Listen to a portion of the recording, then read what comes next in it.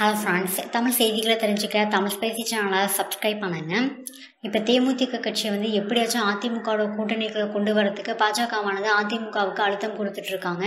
ஆனால் தேமுதிக கேட்குற தொகுதிகளை அதிமுக கொடுக்கறதுக்கு மறுப்பு தெரிவிச்சுட்டு வராங்க. அதனால கூட்டணியில் இழுபறியானது நீடிச்சுட்டு இருக்கு. தேமுதிகவானது பாமக கட்சிக்கு கொடுக்கப்பட்ட தொகுதிகளை விட எங்களுக்கு அதிகமான தொகுதிகள் கொடுக்கணும் அப்படின்னு அதிமுக கிட்ட கேட்டுட்டு இருக்காங்க. ஆனால் அதிகப்படியான தொகுதிகள் கொடுத்தா வரக்கூடிய தேர்தலில் பெரும்பாலான தொகுதிகளில் அதிமுகவானது போட்டியிட முடியாது, அதனால எங்களால் இவ்வளோ தொகுதிகள் கொடுக்க முடியாது அப்படின்னு சொல்லி மறுப்பு தெரிவிச்சுட்டு வராங்க. இந்நிலையில் திமுகவானது தேமுதிக கட்சியோட கூட்டணி சம்பந்தமாக பேச்சுவார்த்தை நடத்திட்டு இருக்காங்க. தேமுதிகவும் அதிமுக பக்கம் போகிறதா தெரியல. இப்போ ஸ்டாலின் டெல்லியில் தேமுதிக கட்சியை திமுகவுக்குள்ள கொண்டு வரதுக்காண்டி பேச்சுவார்த்தையில் இறங்கியிருக்காங்க.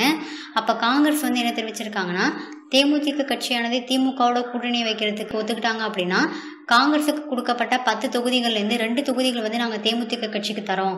அதே மாதிரி திமுகவும் 2 தொகுதிகள் ஒதுக்கிறதா சொல்லியிருக்காங்க. ஒரு ராஜ்யசபா சீட்டும் கொடுக்கறதா சொல்லியிருக்காங்க.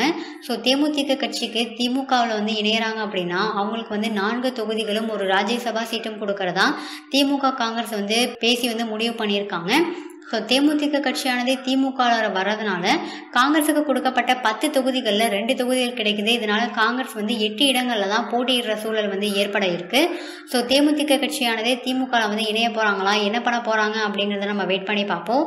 இந்த வீடியோ உங்களுக்கு பிடிச்சிருந்தா லைக் பண்ணுங்கள், ஷேர் பண்ணுங்கள்.